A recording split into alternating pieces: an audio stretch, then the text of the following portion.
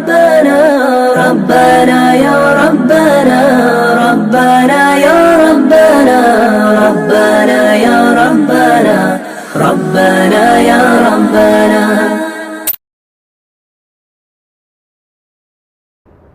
Buka tafsir Ibnu Katsir. Apa kata Imam Ibnu Katsir? Idza quri'a fi amrin asirin, kalau dibacakan pada perkara yang sulit, illa yassarahullah, maka Allah memberikan kemudahan. Tawassul dengan amal soleh, ada hadisnya, ada tentang 3 orang terjebak di dalam gua. Masuk dia ke dalam gua, hujan rintik-rintik, tak mungkin melanjutkan perjalanan, maka bernaung di dalam gua.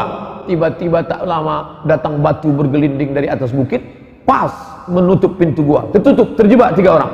Maka mereka berdoa kepada Allah dengan bertawassul. Yang satu berdoa, ya Allah, berkat sedekahku, maka bukakanlah pintu gua ini. Terbuka pintu gua, tapi tak bisa mereka keluar. Yang satu lagi bertawassul, ya Allah, berkat aku berbakti kepada orang tuaku, bukakanlah pintu gua. Terbuka, belum bisa keluar. Yang satu lagi bertawassul, ya Allah, berkat barokah aku tak jadi berzina dengan sepupuku. Nah, jadi bisa bertawassul dengan sedekah, bisa bertawassul dengan bakti kepada orang tua, bisa bertawassul dengan tak jadi berzina, tak jadi mencuri. Ya Allah, aku tak jadi pacaran. Kata anak-anak muda ini yang sudah terlanjur, cari amar lain. Berkat aku begini, berkat aku. Makanya orang sebelum berdoa itu baca Fatihah, ala hazniha wa kulli niyatin shalihah, al-Fatihah. Kenapa dia baca Fatihah? Dia bertawassul dengan bacaan Al-Fatihah. Ya ayyuhalladzina amanu taqullah, hai orang-orang beriman, takutlah kalian kepada Allah, wabtaghu ilaihil wasilah, carilah wasilah. Bukan mencari wasilah perantara antara aku dengan Allah, ada perantara Lata, Uzza, Manat, Hubal, Jibti, Taghut, Na'am. Bukan, carilah perantara, maksudnya dengan amal soleh, barokat ini ya Allah. Tapi jangan kuat-kuat riya, sum'ah, mempertunjukkan amal kepada orang lain. Ini dalil-dalil. Jadi tidak ada aturan baku mesti beramal ini, tidak. Lalu dia kemudian memperbanyak solat malam. Baik, solat malamnya biasanya hanya 11 rakaat. 2 rakaat 1 salam, 2 rakaat 1 salam, 2 rakaat 1 salam, 2 rakaat 1 salam. Habis itu ditambahnya witir 3 rakaat, selesai. Tapi pada malam itu karena malam khusus dibuatnya solat banyak-banyak. Ya tak ada salahnya. Pokoknya kalau lebih dari 11 rakaat bid'ah. Wa kullu bid'atin dhalalah, wa kullu dhalalatin finnar. Lebih dari 11 rakaat masuk neraka. Kalaulah 11 rakaat menjadi batasan, siapa yang melaksanakan lebih masuk neraka, maka masuk nerakalah sahabat Nabi yang disebut dalam kitab Musnad Ahmad bin Hanbal, yang dilaporkan kepada Nabi, ya Rasulullah, ya ini ada kawanku. Kenapa dia? Dia sholat dari Isya sampai subuh. Sholat Isya sampai subuh itu rakaatnya banyak sekali. Dari mana Ustaz tahu rakaatnya banyak? Karena ayatnya Qul huwallah. Itu menunjukkan ayatnya banyak. Kecuali Nabi sahabat ini melapor, ya Rasulullah, ya ada kawan saya. Kenapa dia? Dia sholat dari Isya sampai subuh. Ayatnya rakaat pertama surat Yasin. Nah, itu kemungkinan tak sampai karena dia baca ayatnya panjang. Tapi ini dilaporkan, ya Rasulullah, sahabatku ada sholat dari Isya sampai subuh. Ayatnya apa? Qul huwallah. Qul huwallah.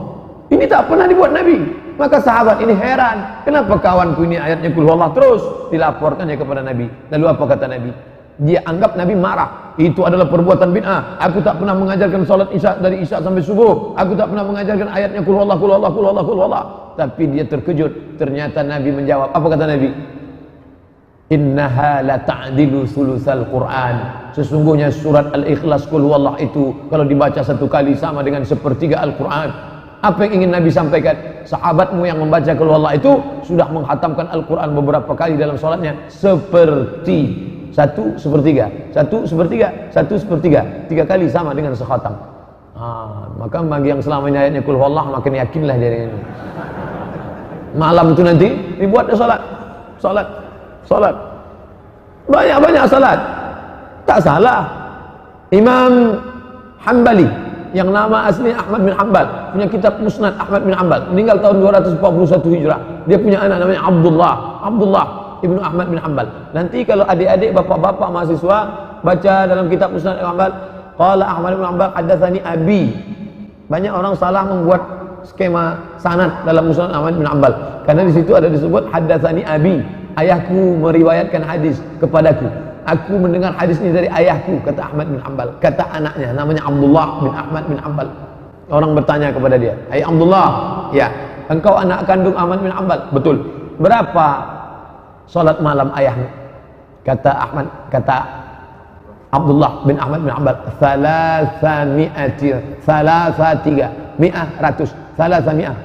rakaat fil yaumi wal lailah, sehari semalam. Nah, jadi kalau begitu Bapak Ibu yang selama ini sudah menganggap amal kita ini banyak, belum ada apa-apanya kalau membandingkannya dengan Ahmad bin Hanbal. Oleh sebab itu tidak ada larangan memperbanyak ibadah macam-macam pada malam Mi'raj itu. Apakah sendiri-sendiri atau berjamaah Pak Ustaz? Khalid ibn Ma'dan, Makhul, di antara tabi'in negeri Syam, mereka pada malam nisfu Sya'ban itu berkumpul beramai-ramai di masjid negeri Syam. Yaktahilun, mereka pakai kahal celak. Yalbasuna siyab, mereka pakai pakaian jubah kebesaran. Wa yatabakharun, mereka pakai bukhur asap, mereka nyalakan dupa, mereka nyalakan apa itu namanya yang harum-harum itu,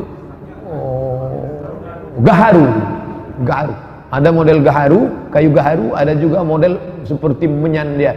Ada batang kayu kalau ditakik, dipotong, keluar getahnya, seperti damar, itu dipakai harum. Itu di Arab kalau mau menikahkan anak, acara walimah itu dipakai harum. Makanya habaib kalau datang waktu acara Habib Syekh kemarin dibakar, disangka orang yang tak tahu sedang manggil jin. Itu parfum Arab itu begitu. Maka pada malam nisfu Sya'ban mereka hidupkan kayu gaharu di masjid, harum semerbak, mereka pakai jubah kebesaran, lalu mereka memakai celak, mereka beribadah di masjid beramai-ramai. Itu yang melakukannya siapa? Salaf itu. Maka menghidupkan malam nisfu Sya'ban di masjid, tradisi salaf. Kalau memang betul mengaku salaf, ramai masjid. Hanya saja salaf itu pun berbeda. Salaf Makkah dengan salaf negeri Syam. Jadi kalau ada orang mengatakan kami ini bermanhaj salaf, salaf mana? Salaf itu tidak satu manhaj. Salaf itu banyak manhajnya. Itu yang dikatakan Syekh Ramadan Al-Buti dalam kitabnya As-Salaf. Salaf bukanlah satu mazhab, karena salaf itu banyak. Antara salaf Aisyah dengan salaf Ibnu Abbas saja beda tentang memaknai apakah Nabi Muhammad melihat Allah atau tidak pada saat Isra Mi'raj. Salaf yang mana? Salaf bukan satu manhaj. Salaf itu banyak. Makanya saya sebutkan salaf mentakwil ayat-ayat. Maka takwil itu bukan manhaj khalaf, tapi salaf. Keliru orang yang mengatakan bahwa salaf itu satu manhaj. Karena salaf itu banyak manhaj. Ada manhaj sahabat ini, ada manhaj sahabat ini. Maka salaf yang ada di negeri Syam berbeda, mereka menghidupkan malam nisfu Sya'ban. Kenapa orang di Makkah tidak ramai-ramai di masjid? Kenapa orang di negeri Syam ramai-ramai datang ke masjid? Ternyata orang di Makkah tak perlu melakukan itu, karena Makkah pusat Islam, tetangga-tetangganya semuanya Islam. Tapi di negeri Syam mereka bertetangga dengan Romawi, mereka bertetangga dengan bekas-bekas peninggalan Persia yang masih lagi mengagungkan kemusyrikan. Maka perlu untuk menunjukkan show force. Pada malam itu mereka ramai-ramai sehingga orang kafir menengok, orang Islam ramai malam nisfu Sya'ban ini. Hati-hati dengan orang Islam, jangan macam-macam dengan mereka. Tengok mereka ramai itu. Jadi kalau nanti ada masjid yang malam nisfu Sya'ban ramai-ramai beribadah, maka itu termasuk dari tradisi salaf. Salaf itu 3 abad pertama. Khairul qurun qarni, sebaik-baik abad-abadku. Tsumma alladzina yalunhum, 1 abad sudah itu. Kemudian 1 abad sudah itu. Inilah salafus salih, salaf yang baik-baik. Adapun sesudah itu maka disebut dengan khalaf. Setelah nisfu Sya'ban ada hadis menyebut idzan tasafa Sya'ban fala tasumu. Kalau sudah lewat nisfu Sya'ban fala tasumu, jangan puasa lagi. Nanti ada ibu yang puasa tanggal 21 Sya'ban. Ibu kok enggak makan? Saya puasa. Apa ibu enggak tahu hadis ini? Idzan tasafa Sya'ban fala tasumu. Kalau sudah nisfu Sya'ban jangan puasa lagi. Lalu ibu bapak pun banyak yang takut puasa karena orang menyebut jangan puasa lagi, jangan puasa. Padahal hadis ini ada penjelasannya. Jangan dibaca hadis itu bulat-bulat. Yang tidak boleh puasa itu adalah orang yang memulai puasa sunat setelah nisfu Sya'ban. Itu yang tak boleh. Selama ini tak pernah dia puasa. Rajab tak ada puasa, 1, 2, 3, 4 ini dia tak ada puasa. Tiba-tiba setelah nisfu Sya'ban dimulainya puasa sunat. Itu tak boleh. Itulah makna hadis itu, idzan tasafa Sya'ban. Kalian yang tak pernah puasa sebelumnya, tiba-tiba setelah nisfu Sya'ban kalian mulai puasa sunat, fala tasumu, jangan. Tapi bagi orang yang melanjutkan puasa, Ibu, bapak memang biasa puasa. Senin, Kamis, Senin, Kamis, Senin, Kamis. Kebetulan jatuh pada tanggal 21. Jatuh pada tanggal 17. Boleh. Atau dia biasa puasa Nabi Daud. 1, 3, 5, 7, 9, 11, 13, 15. Pas 17, puasa dia. Ente puasa ya? Iya. Fala tasumu. Aku boleh, ente yang tak boleh. Ente memang tak pernah puasa, sekarang baru mulai. Aku memang dari dulu puasa. Apa tak tahu kalian aku sering puasa? Ha? Itu pun tak boleh juga. Riya namanya. Idzan tasafa Sya'ban, yang dimaksud idzan tasafa kalau sudah lewat pertengahan, memulai puasa. Adapun melanjutkan yang sudah bersama ini boleh. Yang kedua, siapa yang boleh? Mengqadha. Mengqadha boleh. Diqadhanya pada tanggal 17, 18 boleh. Adapun hikmah kenapa dianjurkan puasa ini, supaya kita sudah merasakan manisnya puasa. Beda antara orang yang mulai lomba lari, beda antara mulai orang yang lomba pemanasan mau masuk main bola dengan orang yang sudah lari-lari, maka main bolanya dia nyaman. Begitu juga dengan ibadah ini. Ada orang yang baru pemanasan, gelisah dia di awal Ramadan, tapi orang ini sudah merasakan manisnya puasa, sehingga manis Ramadan dia beda dengan manisnya Ramadan orang yang baru memulai. Kita ikuti saja sunnah-sunnah perbuatan Nabi ini, maka kita akan merasakan manisnya iman. Manisnya iman, manisnya puasa, manisnya tahajud, manisnya ibadah, manisnya munajat kepada Allah Subhanahu wa ta'ala. Poin terakhir tentang Sya'ban adalah bulan Sya'ban mengingatkan kita tentang pindah arah kiblat, jatuh pada bulan Sya'ban tahun kedua. Nabi sampai di Madinah Rabiul Awal, Rabiul Akhir, Jumadil Awal, Jumadil Akhir, Rajab, Sya'ban, Ramadan, Syawal, Zulqa'dah, Zulhijjah, Muharram, Safar, Rabiul Awal, Rabiul Akhir, Jumadil Awal, Jumadil Akhir, Rajab, Sya'ban. Jadi kalau ada yang mengatakan Nabi menghadap ke Baitul Maqdis 17 bulan, dia ngitungnya dari Rabiul Akhir. Nabi menghadap ke Baitul Maqdis 18 bulan, dia menghitungnya dari Rabiul Awal. 18 bulan menghadap ke Baitul Maqdis. Baitul Maqdis ke sana, Baitullah ke sana. Menghadap ke sana. Orang Yahudi ngejek, tengok tuh Muhammad menghadap ke Baitul Maqdis, tempat kita. Sampai akhirnya Nabi sholat menghadap ke langit. Belum. Apa kata Allah? Qad nara taqalluba wajhika fis sama'. Kami lihat engkau menghadapkan wajah ke langit. Falanuwalliyannaka qiblatan tardaha. Kami akan menghadapkan wajahmu ke arah kiblat yang kau sukai. Akhirnya turunlah ayat, fawalli wajhaka syatral masjidil haram. Hadapkanlah wajahmu ke arah Masjidil Haram. Ayat itu turun pada waktu zuhur. Zuhur ayat itu turun di kota Madinah Al-Munawwarah. Orang Kuba baru berpindah arah kiblat subuh. Asar, maghrib, isya, subuhnya barulah orang yang ada di Kuba, sampai ayat itu disampaikan oleh sahabat ke Kuba, barulah mereka pindah arah kiblat ke arah Masjidil Haram. Itu terjadi pada bulan Sya'ban. Maka bulan Sya'ban mengingatkan kita tentang Al-Masjidil Aqsa. Masjidil Aqsa adalah Ka'bah tertua kita, kiblat tertua kita. Kita 18 bulan menghadap ke sana selama di kota Al-Madinah Al-Munawwarah, yang awalnya diperintahkan Allah untuk melunakkan hati orang Yahudi, tapi hati Yahudi ini keras, tak bisa menerima itu. Maka Allah balikkan arah kiblat. Tidak ada alasan orang Yahudi degil, padahal sudah dilunakkan dengan tengoklah Nabi Muhammad ini sama dengan Musa, Nabi Muhammad ini sama dengan Isa. Kenapa kalian menolak? Yang dibawa oleh Musa sama dengan yang dibawa oleh dia. Kenapa kalian menolak juga?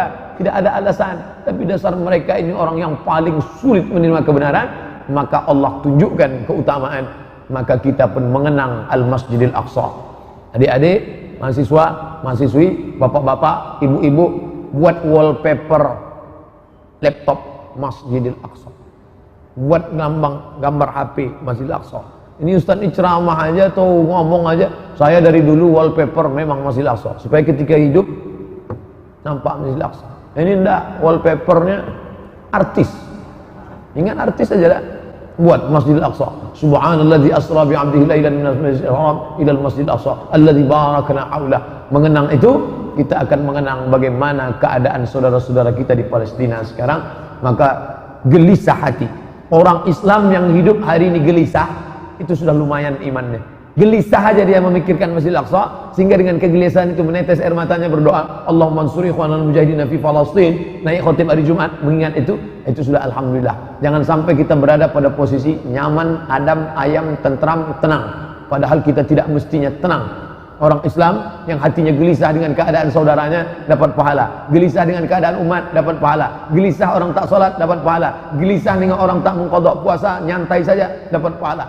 Susah hati, kenapa? Karena agama Allah ditinggalkan. Maka berubah dalam wujud ilmu, amal, ilmu, amal, ilmu, amal. Ilmunya sudah kita kaji, tinggal lagi beramal. Mudah-mudahan ada manfaatnya. Selanjutnya kita sholat sunat isyraq 2 rakaat. Terima kasih. Mohon maaf atas segala kesilapan.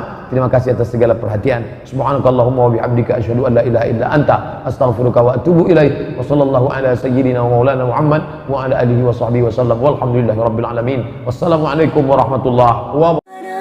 ربنا يا ربنا ربنا